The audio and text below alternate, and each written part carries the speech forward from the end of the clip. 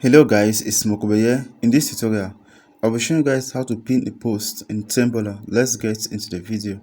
So the first thing you need to do is that you simply need to log into your app. Once you get there, you simply need to go to your profile. After which, you simply choose the post you want to pin on your profile. So you simply click on these three dots here.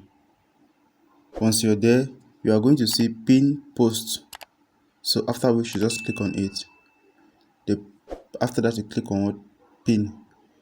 So the post will automatically pin on your Tumblr profile. As you can see here, you refresh the browser.